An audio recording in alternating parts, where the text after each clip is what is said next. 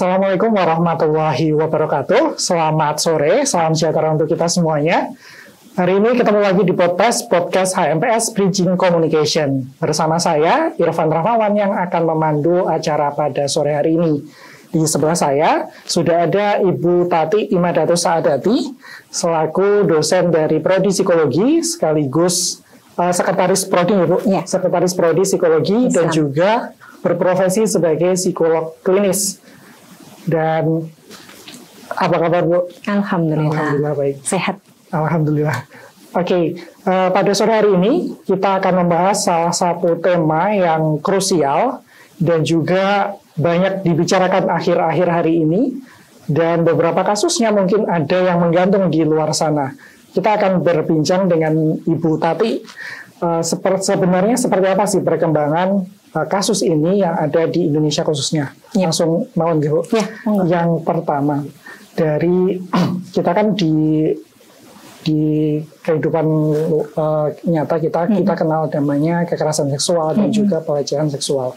Kalau dari kacamata psikologi, perbedaan dari kekerasan seksual sama pelecehan seksual itu seperti apa? Oke, baik. Jadi kekerasan seksual ini di dalamnya mengandung pelecehan seksual. Jadi pengertian kekerasan seksual itu lebih besar ya, atau lebih luas daripada pelecehan seksual. Nah, pelecehan seksual sendiri adalah segala sesuatu tindakan yang dilakukan seseorang pada orang yang lain yang intinya adalah merendahkan secara seksual atau merugikan secara seksual. Namun ketika kemudian itu disertai dengan kekerasan atau pemaksaan, maka itu akan kita katakan sebagai kekerasan seksual. Tindakannya boleh apa saja. Mungkin itu pokoknya sesuatu yang menyakitkan, merugikan fisik maupun psikis, baik secara verbal maupun non-verbal, maka itu bisa kita katakan, dan sifatnya memaksa, ada paksaan, maka itu kita katakan sebagai kekerasan seksual. Itu pelecehan yang bagian dari kekerasan seksual. Iya.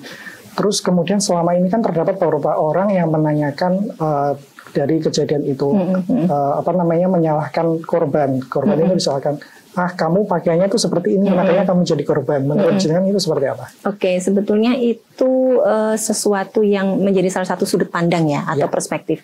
Kembali lagi, kita nggak bisa mengontrol orang itu mau mengatakan apa terhadap situasi tertentu atau situasi apa. Termasuk ketika salah satunya adalah mungkin seorang perempuan berpakaian pendek, kemudian itu ada orang lain menyalahkan. Kita juga tidak bisa mengatakan bahwa itu betul atau salah. Kembali lagi, persepsi tidak bisa kita jadikan sesuatu benar atau salah, karena itu buah pikiran dari manusia. Nah, akan tetapi kondisi-kondisi tertentu, salah satunya memang menggunakan rok pendek dan sebagainya, atau atribut-atribut yang itu mungkin menunjukkan bagian-bagian tubuh, menjadi salah satu kemungkinan pada saat situasi yang tidak tepat, kondisi otak yang tidak tepat bagi si pelihat, kemudian yang melihat ini, kemudian terjadi sesuatu, pelecehan seksual atau kekerasan seksual. Dikarenakan begini, jadi kita tidak melihat korban perempuan atau laki-laki ya. Pokoknya posisinya adalah terjadi pelecehan seksual. Pada orang-orang yang melecehkan, berarti di dalam sistem limbik otaknya atau sistem emosi yang ada di otak, itu mereka memang sudah penuh folder-folder tentang seksualitas. Sehingga ketika sistem limbik itu penuh emosi atau hasrat untuk melakukan seksualitas, itu akan berpengaruh terhadap otak bagian depan atau prefrontal cortex nih, di tempatnya di sini.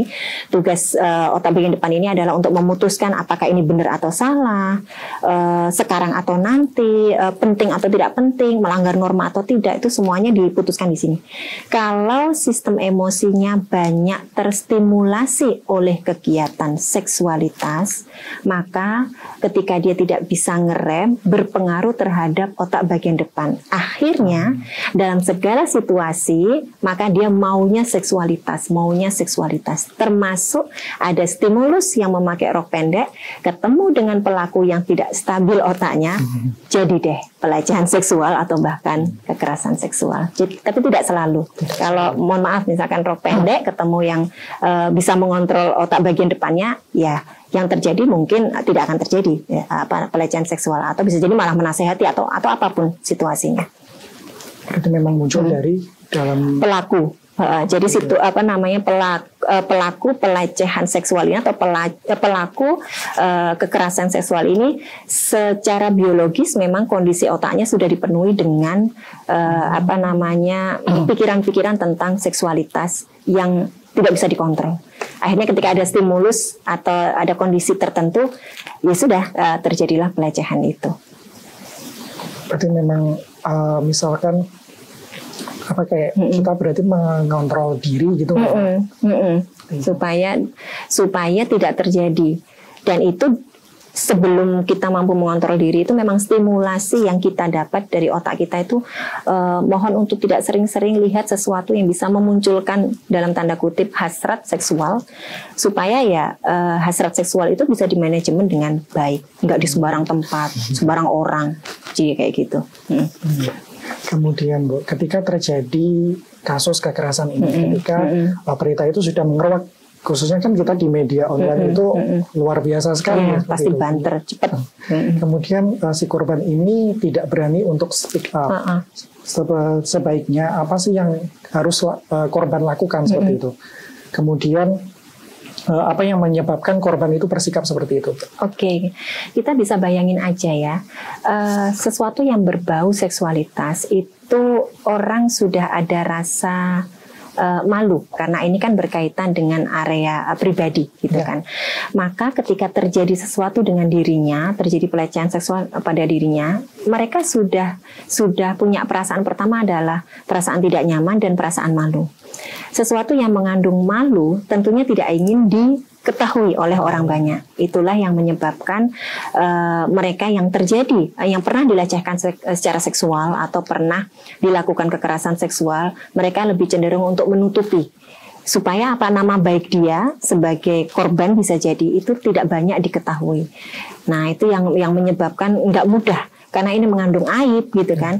Terus nanti juga yang wawancara banyak gitu kan, teman-temannya pada nanya gitu kan. Itu kan bikin stres tersendiri. Akhirnya mereka lebih pada menutupi, udah aku nggak mau cerita. Namun satu sisi itu jadi traumatik, karena sesuatu itu nggak diselesaikan gitu kan, sesuatu yang tidak nyaman itu nggak diselesaikan. Jadi itu akan jadi peristiwa traumatik dan itu mempengaruhi perkembangan psikologis siapa yang menjadi korban ini. Nah, selanjutnya kalau kemudian ditanyakan bagaimana menyikapi ini, karena kita pendidikan psikoedukasi secara seksual itu juga belum merata gitu ya, belum banyak yang memahami juga.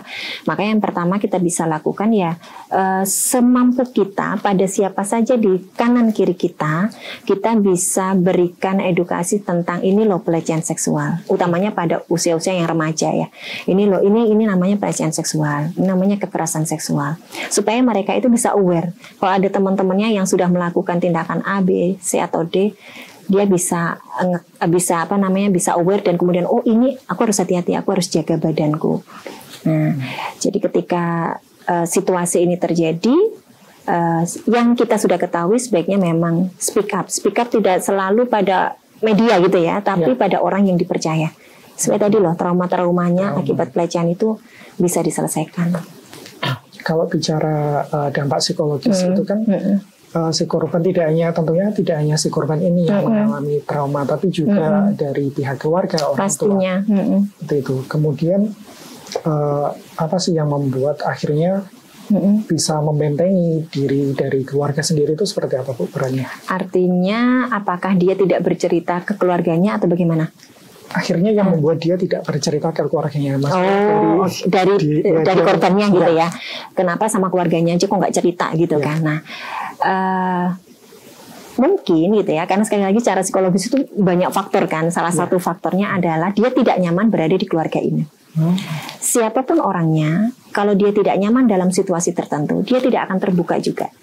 Dengan kita teman deket aja, kalau kita lagi nggak pengen diganggu, kita ditanya-tanya juga kita nggak pengen jawab gitu kan.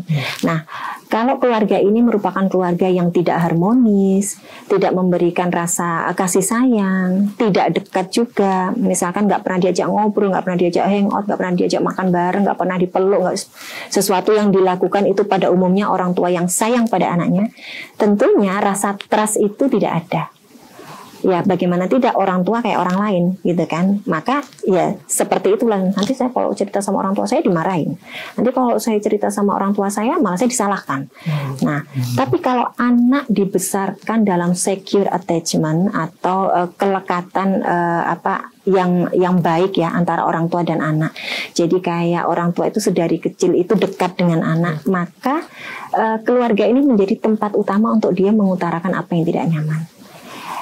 Karena sudah dekat gitu kan, sudah dekat, sudah enak, sudah sayang. Jadi kalau orang sudah sayang itu bercerita akan nyaman. Ya, jadi kalau sudah percaya gitu loh, sudah nyaman, sudah percaya, apalagi orang tua sendiri. Ditambahi dengan rasa sayang kan jadi terbuka. Bagi mereka-mereka yang tidak speak up pada keluarga, dimungkinkan faktor kondisi keluarganya ini yang dipersepsikan tidak nyaman bagi si korban ini.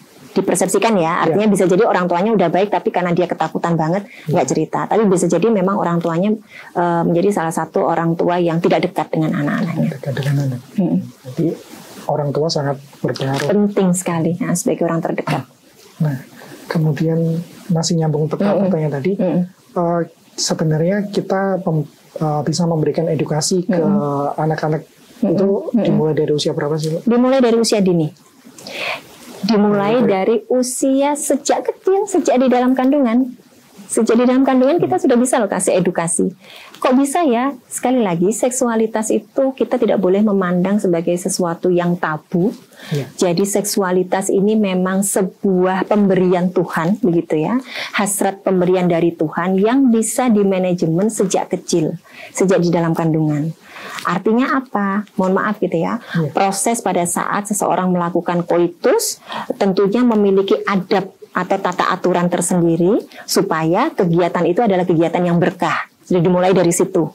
Kemudian psikoedukasi selanjutnya ketika di dalam kandungan. Anak-anak diberikan sesuatu pendekatan yang menenangkan, mungkin itu usapan. Jadi kita seksualitas itu nggak selalu yang alat kelamin gitu aja ya, tetapi proses di mana seseorang memaknai bahwa saya seorang perempuan, bahwa dia laki-laki, dan apa yang harus terjadi dengan perempuan dari laki-laki, apa yang harus didapatkan laki-laki dari perempuan. Sebetulnya itu kajian yang akan lebih komprehensif. Nah, ketika di dalam kandungan orang tua memperkenalkan seorang ayah pada ibunya ketika ibunya mengandung, disampaikan apa yang baik-baik, itu sudah merupakan psikoedukasi. Nah, ketika anak lahir barulah kita melakukan hal-hal yang bisa diselipkan dalam rangka kita merawat tumbuh kembang anak. Misal gitu ya, pada saat kita menceboki anak gitu kan, maka kita bisa menerangkan ini dibersihkan dulu ya sayang ya, biar rapi, biar bersih, biar sehat, sambil kita ganti popok gitu kan. Ini kan pasti melibatkan alat kelamin gitu kan, karena memang disitulah bersucinya di situ.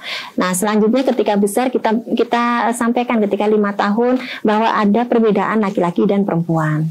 Nah, jadi kalau biasanya mereka akan bertanya, "Ma, aku mau pipis kok nggak sama kayak punya kakak?" Misalkan begitu. Nah, itu kita berikan bahwa memang tidak sama sayang. Kalau perempuan begini, kalau laki-laki begini. Kita tidak harus yang kemudian, mohon maaf ya, mesum gitu ya bahasanya. Memang faktanya begitu.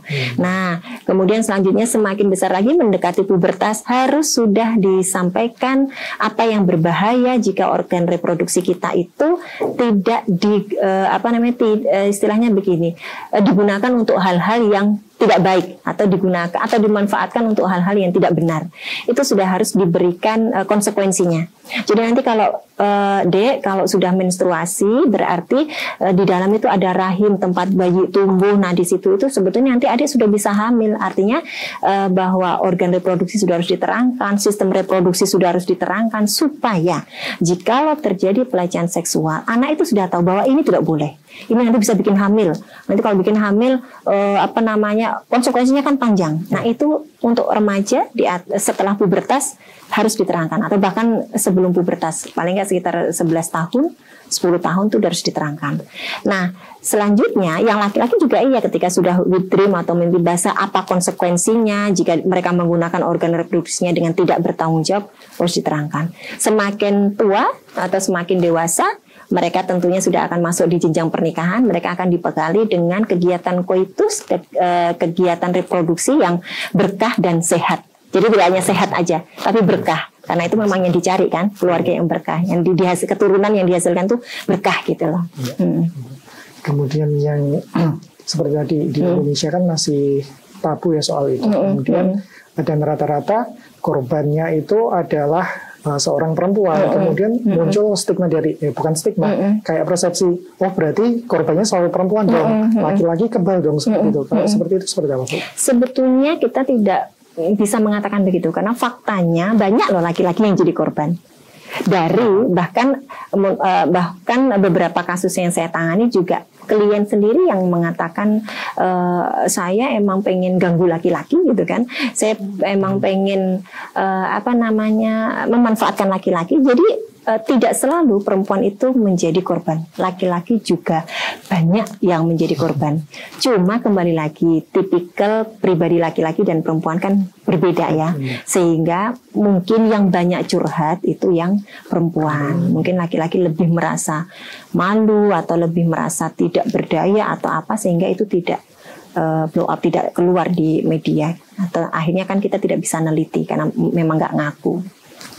Sebenarnya sama, laki-laki bisa jadi korban, perempuan juga bisa jadi korban. Laki-laki bisa jadi pelaku, perempuan juga bisa jadi pelaku. Sama saja. Sama saja. Oke, masih menyambung ke pertanyaan sebelumnya.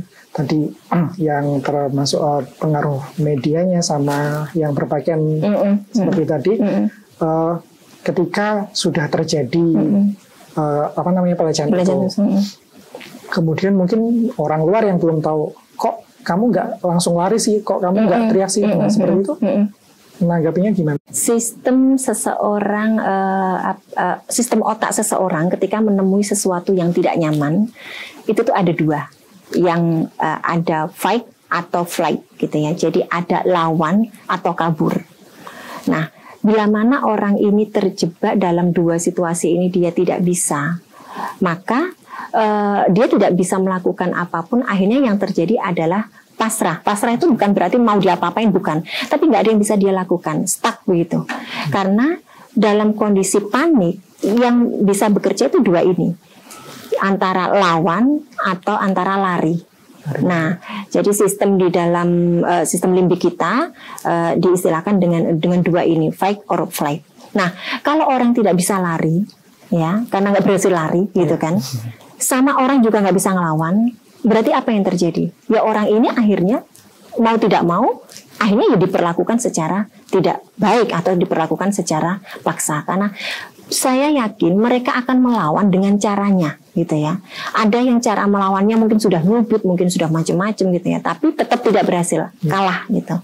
Nah, jadi secara psikologis memang dua ini yang digunakan. Nah, ketika mereka tidak mampu menggunakan dua ini, mekanisme tubuhnya ya akan secara otomatis dia akan melakukan apa yang mungkin untuk dilakukan. Karena dia tidak kuat, dia sudah melawan, dia tidak kuat, akhirnya terjadi, gitu kan? Atau dia berhasil kabur, memang berhasil. Cuma tidak bisa kita mengatakan kok kamu nggak kabur, nggak bisa, karena yang mengatakan ini nggak mengalami bagaimana situasi genting, terdesak, terpaksa, dan itu dalam menit-menit yang sangat berbahaya atau detik-detik yang sangat berbahaya. Ya coba aja dikasih percobaan gitu ya, dia di dalam ruangan terus kemudian dikasih prank gitu ya, diserang, kira-kira bisa nggak gitu ya? Ya kayak seperti itu. Jadi orang yang sedang terjadi pelecehan seksual dalam otaknya tidak bisa, karena emosional yang sangat kuat, dia tidak bisa berpikir dengan bijak, tidak bisa berpikir dengan baik. Oh, aku harusnya ngapain ya, Mas? Jangan dong, jangan dekati aku, nggak bisa, begitu ya. Juga sudah terlanjur panik kan. Nah, itulah sistem panik yang terjadi. Sistem panik. Berarti kayak contoh ringannya, misalkan kita misalkan di dalam satu ruangan sendiri, tiba-tiba mati lampu kayak gitu, panik sendiri. Sama jadi panik sendiri. Kan kalau orang panik itu nggak bisa mikir.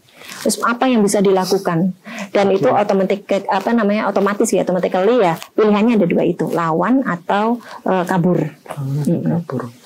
Kemudian di Indonesia itu masih banyak menerapkan double standar untuk kasus kekerasan seksual. Betul. Kemudian pandangan dari sisi psikologi seperti apa? Oke. Mengenai double standard ini ya, kita perlu melihat dari beberapa sudut pandang. Jadi gini, seseorang itu kan memiliki belief tertentu ya, memiliki keyakinan tertentu. Ketika seseorang ini memiliki belief tertentu dan ini terkait dengan spiritualitas, terkait dengan agama, maka memang ada norma-norma tertentu yang ada dalam agama tersebut yang memberikan penjelasan tentang apa hak dan kewajiban wanita dan apa hak dan kewajiban pria. Gitu. Artinya sudah ditegaskan, sudah disahkan gitu ya. Kalau misalkan kita Muslim ya, di Al-Quran atau di hadis itu sudah ditegaskan wanita itu seperti ini, laki-laki itu seperti ini. Namun di dalam prakteknya, ketika seseorang itu tidak semuanya menggunakan sudut pandang yang sama, sudut pandang agama misalkan, maka sudut pandang secara psikologis kita secara umum mengatakan kita tidak disarankan untuk menggunakan double standard ini untuk semua situasi. Jadi kayak yang saya katakan tadi, korban itu selalu perempuan, kalau laki-laki pelaku. Jadi kalau ada laki-laki yang jadi korban jadi nggak dipercaya, itu sebenarnya double standard juga. Sebaiknya kita hindari ini. Baik laki-laki atau perempuan memungkinkan mendapatkan pelecehan seksual. Baik laki-laki dan perempuan memungkinkan juga jadi pelaku pelecehan seksual. Atau aturan-aturan yang dipakai untuk psikoedukasi pada perempuan dan laki-laki, tidak harus kok perempuan itu mainnya boneka. Perempuan main mobil-mobilan juga nggak apa-apa. Mungkin dia mau jadi pengusaha otomotif, tuanya kan nggak apa-apa. Nggak apa-apa juga loh laki-laki itu sekali-kali main boneka, boleh gitu. Nah, ketika stereotip itu muncul ya karena gender dan sebagainya, itulah yang membuat kemudian standar ganda itu jadi muncul, seolah-olah kalau laki-laki begini, kalau perempuan yang begitu. Kembali lagi perspektifnya, kalau ini dari sisi agama yang sudah ada patokannya, yang sudah ada normanya, maka memang kita harus berpatokan di situ. Tapi di selain itu, pada praktis kegiatan sehari-hari sebaiknya kita samakan ya, kebutuhan pada wanita itu juga ada pada wanita, pada laki-laki. Kebutuhan laki-laki juga ada pada wanita. Kebutuhan wanita. Jadi sebaiknya kita hindari. Ya, kalau secara biologis tuh kita tuh punya 2 hormon. Kita punya hormon perempuan. Misalkan saya nih ya perempuan, saya punya hormon perempuan, punya estrogen, punya progesteron. Tapi saya juga punya hormon laki-laki loh. Saya punya testosteron. Apa buktinya? Saya bisa mukul teman, misalkan begitu ya. Karena saya benci, saya bisa mukul teman. Biasanya yang mukul itu kan laki-laki. Perempuan ternyata bisa. Laki-laki juga bisa. Artinya laki-laki juga punya testosteron, laki-laki juga punya estrogen. Hanya jumlahnya yang berbeda. Apa buktinya? Laki-laki bisa menangis loh, ya kan? Dan laki-laki boleh menangis. Itu juga double standard itu. Ketika laki-laki nggak boleh nangis, bahaya. Kalau nanti laki-laki nggak nangis, emosinya nggak dikeluarkan, dia bisa mengalihkan dengan kegiatan yang lebih merugikan lagi. Nah kayak gitu. Berarti kembali lagi ke stereotip tadi ya, seperti kayak kan kita masih di kehidupan normal kayak kita dipetak-petakan, kamu perempuan harusnya mainnya sama ini, main ini, kok kamu laki-laki jangan ini, masih seperti itu ya. Iya. Jadi nggak apa-apa, laki-laki nangis mah boleh-boleh aja. Itu air mata itu pemberian Tuhan kok untuk mengurangi rasa yang tidak nyaman di diri kita, baik laki-laki maupun perempuan. Cuma lebih banyak perempuan memang. Jadi bagi yang laki-laki gitu ya, kalau melihat wanita menangis, berikan aja kesempatan untuk menangis gitu ya, jangan di-cut gitu. Bagi perempuan, karena laki-laki ini sistemnya menggunakan logika, kalau teman-teman curhat, kemudian langsung dikasih solusi, pahamilah memang otak laki-laki itu begitu, selalu berpikir solutif, jadi menangis itu nomor 2. Kalau saling-saling memahami tidak jadi soal, gitu ya. Jadi itu supaya nggak itu loh, double standard tadi loh. Laki-laki nggak boleh nangis, perempuan kebanyakan curhat, double standard itu. Baiknya kita hindari. Kemudian misalkan kita punya orang terdekat yang menjadi korban, kita apa sih yang harus kita lakukan buat memulihkan trauma dia supaya kadang jika jadi korban akhirnya dia takut untuk membuka diri kembali. Kemudian kita bagaimana memulihkan psikisnya gitu ya. Oke. Sebenarnya dalam situasi apapun ya, biasanya kita kenal dengan kedukaan. Kedukaan ini macam-macam ya. Boleh situasinya misalkan orang tua meninggal, atau termasuk trauma-trauma itu juga, pokoknya apa yang membuat orang tidak nyaman secara ekstrim itu akan memunculkan rasa kedukaan tadi. Tidak harus orang meninggal ya. Misalkan orang juga mengalami pelecehan seksual traumatik, maka kita perlu belajar untuk ada tahap dalam kedukaan. Jadi ini nanti yang mempengaruhi kapan kita masuk pada teman kita. Kapan kita mendampingi teman kita? Yang pertama adalah tahapannya itu mereka itu masih denial, masih menolak, masih kok aku sih, kok nggak orang lain sih gitu ya. Pokoknya masih masih nggak terima. Di situasi itu yang bisa kita lakukan hanya mendampingi dan memenuhi kebutuhan secara fisiologisnya, makannya, tidurnya. Kalau misalkan kita satu kos ada yang nggak perlu dikasih nasihat, mereka belum bisa terima karena sistem limbiknya masih marah gitu ya. Jadi prinsip otak kita waktu emosi tidak stabil, otak bagian depan nggak bisa mikir, itu automatically. Jadi karena dia masih stres dengan situasi pelecehan seksualnya, jangan dikasih nasihat, nggak mempan. Artinya dia nggak bisa nerima, malah yang jadi marah. Gitu. Nah, pertama tahapnya denial. Yang kedua tahapnya adalah angry atau marah. Jadi dia marah-marah gitu kan. Wah, kenapa dia melakukan itu? Pokoknya yang bisa kita lakukan adalah temani dia. Dan kalau memang kita bersedia, jadikan kita sebagai objek marah selain physically. Udah deh, marah aja sama aku, marah, keluarin aja semua. Nah, itu salah satu healing gitu ya. Dia keluarkan semua unek-uneknya. Tapi kita jangan emosi ya. Kita sudah berperan sebagai teman yang mau membantu kan. Jangan malah kita ganti, kamu ngata-ngatain aku lah, ini bahaya nanti gitu kan. Nah, yang ketiga adalah ada tahap bargaining. Tahap ini bagi mereka yang sebagai penyintas pelecehan seksual yang pernah dilakukan pelecehan seksual itu sudah bisa begini. Mungkin ya seandainya aku kemarin itu jaga penampilan atau mungkin misalkan kemarin itu aku nggak datang malam-malam itu mungkin nggak kejadian begini. Jadi mereka itu sudah mulai menerima sedikit apa yang terjadi dalam kehidupannya, tetapi mereka masih berandai-andai andaikan tidak terjadi. Di saat itu tetap posisi kita sebagai orang lain tetap mengiyakan. Iya, mungkin kalau itu memang begitu ceritanya. Jadi kita belum bisa kasih nasihat. Mereka masih masih bingung gitu, masih ambigus. Nah, selanjutnya ada tahapan yang keempat namanya depresi. Depresi ini bukan berarti mereka gangguan, tidak, tapi pengeluaran emosi yang sisa-sisa emosi yang belum selesai. Yang nangis, yang apa itu dikeluarin semua dan bercerita tentunya, termasuk di tahapan ini juga mereka mungkin melakukan self healing juga, mungkin dengerin musik, mungkin jalan-jalan, mungkin makan, mungkin curhat dan sebagainya. Baru di tahapan kelima, tahap acceptance adalah tahapan menerima. Jadi dia sudah akan mengatakan begini, sudah terjadi, sudah terlanjur, nggak bisa diulangi lagi, berarti aku harus move on setelah ini. Nah, di saat itulah kita baru bisa masuk. Masuknya adalah, sekali lagi kita tidak memberikan nasihat, tapi kita kasih dukungan. Kasih dukungannya adalah, kalau kamu mau cerita, cerita. Kalau kamu pengen aku bantu, aku bisa bantu apa? Jadi tetap bukan nasihat, bukan yang udahlah namanya kehidupan ada naik ada turun, itu menjengkelkan bagi mereka yang lagi punya masalah.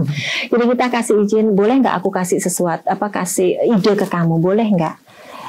Ide apa? Kalau dia boleh baru kita masuk. Sekali lagi hormati dan dampingi dia dalam masa pemulihan. Salah satu caranya adalah tidak menghakimi, tidak menasehati, tetapi kita bisa menyayangi, tetap menyayangi apa adanya teman kita yang sudah terjadi situasi ini. Nah, di akhir ketika dia sudah berdiskusi dengan kita, jangan lupa kita kasih apresiasi bahwa kamu sudah bisa melewati ini, bahwa kamu kuat.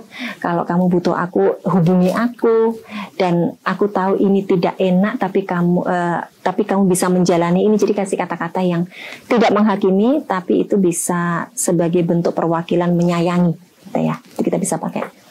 Berarti yang tahap keempat tadi, yang depresi itu bisa terjadi di banyak kasus gitu. Semua. Jadi ada yang mulai dari tahapan pertama, ada yang sudah langsung kelima loh. Misalkan udah terjadi pelecehan seksual sudah begini, ya Allah sudah terjadi sama aku, oke kayak aku harus move on, Itu ya udah kelima, langsung dia langsung acceptance, nggak pakai pertama, aku harus move on, aku harus serius kuliah dan sebagainya. Ternyata pulang kuliah ketemu sama orang yang melakukan pelecehan seksual, balik lagi angry, gitu. Jadi tahapan ini bisa dari pertama sampai terakhir, bisa dari terakhir sampai pertama, bisa di tengah-tengah, pertama, terakhir. Tergantung lingkungan yang sedang dihadapi. Kemudian untuk kadang seseorang itu kan mengungkapkan rasa marahnya itu kan berbeda-beda. Ada yang lewat seperti yang Jinan katakan tadi, bisa lewat temannya, kemudian mungkin bisa lewat medsos. Kemudian kan ketika sudah masuk ke ranah medsos, dia bikin story panjang di Instagram, di WhatsApp dan lain-lain. Kemudian masuklah katakanlah netizen menghakimi, kamu lebay, seperti itu. Nah, kita menanggapinya seperti apa, Bu? Oke, baik. Kita yang pertama tidak bisa menyalahkan mereka yang curhat lewat medsos, karena mereka tidak punya tempat untuk berkeluh kesah. Bisa jadi mereka adalah tipe-tipe yang introvert, yang nggak punya teman, bisa, atau yang lebih cenderung suka sendiri. Bisa jadi karena situasinya dia sedang tidak percaya dengan orang secara ketika mereka bertemu langsung, akhirnya dia curhat di mana dia kan nggak ketemu orangnya. Dia curhatlah di medsos. Pertama, kita tidak bisa menyalahkan itu. Kedua, jikalau terjadi bulian atau komentar netizen yang itu kemudian menyakiti seseorang yang menulis statusnya itu, maka kita boleh membuka percakapan. Percakapannya caranya adalah gampang. Kita tanya, sampean sudah nulis status itu, Anda sudah nulis status itu, apa rasamu sekarang? Sudah, aku makin nggak enak, berarti berhentikan. Nah, gitu aja. Oke? Ya. Terakhir singkat saja, harapannya terkait atau pesan dari jenengan selaku psikolog klinis terhadap kasus-kasus ini, Bu, harapannya agar hal serupa tidak atau bisa lebih diminimalisir lagi. Oke, pertama, belajarlah tentang pelecehan seksual, belajarlah tentang kekerasan seksual secara pengetahuan. Yang pertama, supaya kita aware kalau terjadi sesuatu. Yang kedua, dampingi teman-teman kita di sekitar. Artinya dampingi itu kita saling belajar, saling membantu, berikan ruang untuk teman kita bercerita supaya dia tidak mudah mencari ruang yang lain yang itu berbahaya gitu. Kemudian yang ketiga, bila mana terjadi sesuatu pelecehan seksual, bila berani sampaikan pada orang terdekat, tidak harus media. Jadi sebaiknya hindari curhat pada medsos gitu ya, karena nanti akan menambah bulian lagi. Ceritakan pada orang terdekat, orang yang dipercaya. Bila mana merasa sangat tidak bisa, banyak orang yang bisa percaya, datang ke profesional ahli yang sudah secara etika kita, misalkan psikiater, psikolog klinis atau psikolog yang memang kita sudah disiapkan untuk membantu trauma healing. Nah, sehingga nggak lari kemana-mana gitu ya, nggak ke dukun atau kemana gitu ya, datanglah ke profesional ahli. Begitu aja. Terima kasih, Bu. Sama-sama. Oke.